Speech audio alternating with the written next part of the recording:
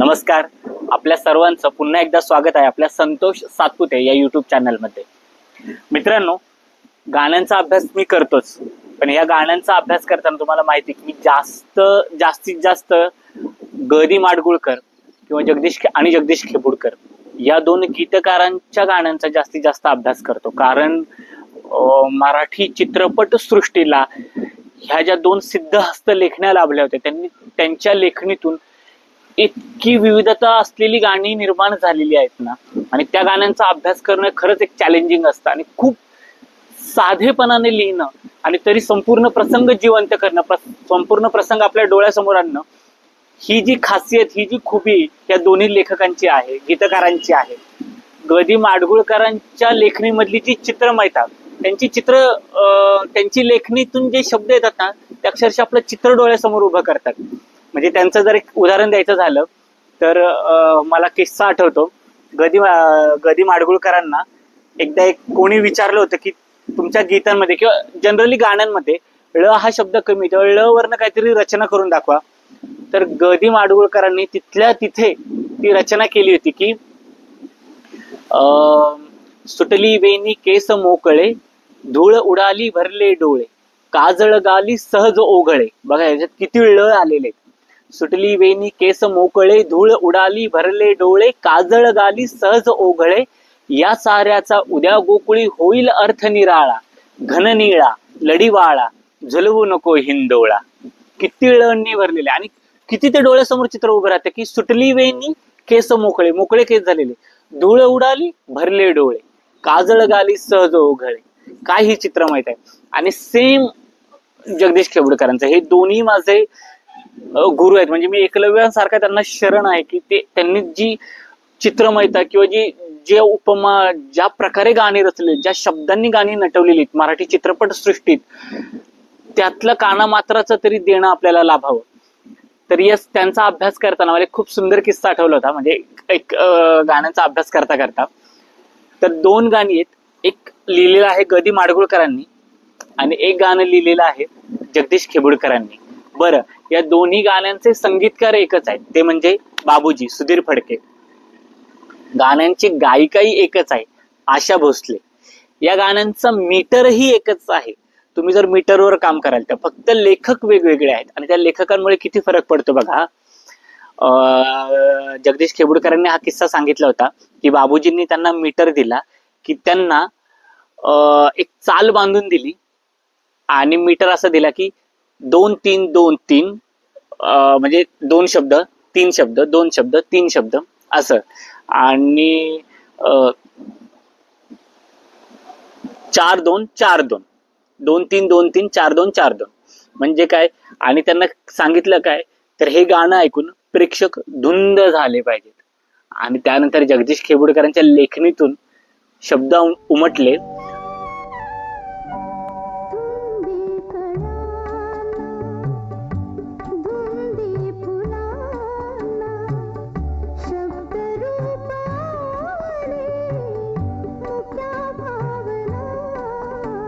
धुंदी कळ्यांना धुंदी फुलांना, शब्दरूप आले मुक्या भावनांना. म्हणजे बघा, धुंदी 2 शब्द, कळ्यांना 3 शब्द, धुंदी 2 शब्द, फुलांना 3 शब्द, शब्दरूप आले 4-2, मुक्या भावनांना 2-4, 2-3-2-3, 4-2-2-4 असं.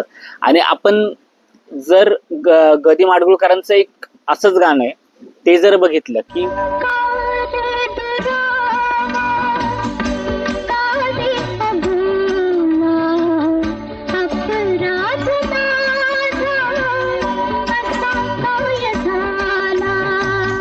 कारे दुरावा कारे अबोला, अपराध माझा असा काय झाला. म्हणजे कारे 2 शब्द, दुरावा 3 शब्द, कारे 2 शब्द, अबोला 3 शब्द, अपराध माझा 4-2, असा काय झाला 4-2. म्हणजे तुम्हाला हे मीटर सेम वाटतील पण त्यांच्या चाली वेगळ्या आहेत, पण मीटर सेमच आहे त्यांचे, पण चालींमुळं आणि त्यांच्या प्रसंगांमुळे गाणी किती वेगळी पडतात. आणि जगदीश केबुडकरांची खासियत बघा धुंदी कळ्यांना त्याच्यामध्ये लिहिताना, धुंदी कळ्यांना धुंदी फुलांना शब्द रूपाले मुक्या भावनांना. त्याच्या पुढे ते लिहितात. त्या फिल्म मधला हिरो जो आहे तो नुकताच जेलमध्ये जाऊन आलेला आहे, जेलमधून जाऊन आलेला आहे आणि तो आता चांगल्या जीवनात प्रवेश करत आहे.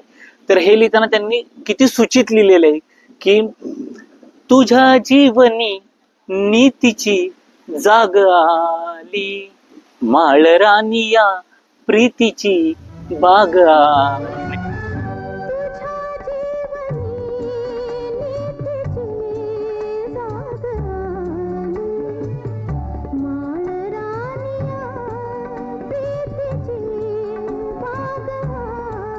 तुझ्या जीवनात नीतीची जाग आलेली आणि माझ्या माळराणी या जगण्यात प्रीतीची बाग उमलली.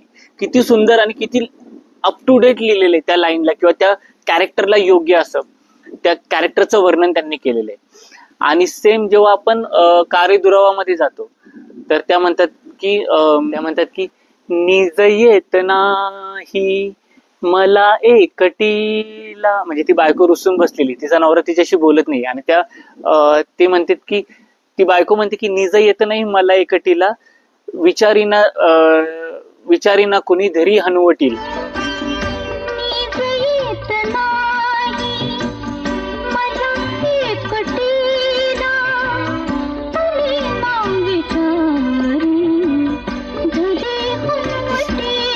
चित्र डोळ्यापुढे उभं राहते की माझ्या हनुवटीला कोणी धरून मला विचारत नाही की का तुला झोप येत नाही. निज येत नाही मला एकटीला कुणी ना विचारी धरी हनुवटीला, अशा याच्यात. आणि मी गाण्याचा अभ्यास करताना मी त्याच्यात कडवं लिहितो, म्हणजे कडवं लिहून तसा एक अभ्यास त्या मीटर प्रमाणे बसवायचा प्रयत्न करतो. तर मी का रे दुरावा का रे अबोला याच्यासाठी एक कडवं लिहिलं होतं.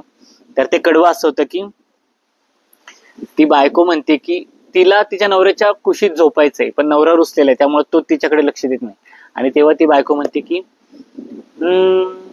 वाटते तुझ्या या कुशीत निजावे, ऊन ऊन श्वासांच्या संगमी भिजावे, नदी पारखी का होई सागराला.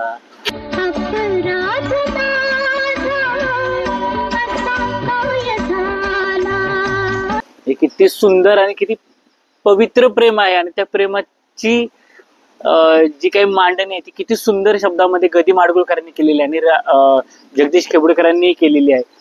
तर ह्या दोन गाण्यांचा अभ्यास मी करायला घेतला होता आणि त्यांचा मीटर त्याप्रमाणे मी एक रचलं होतं, म्हणजे कारे दुरावाचं.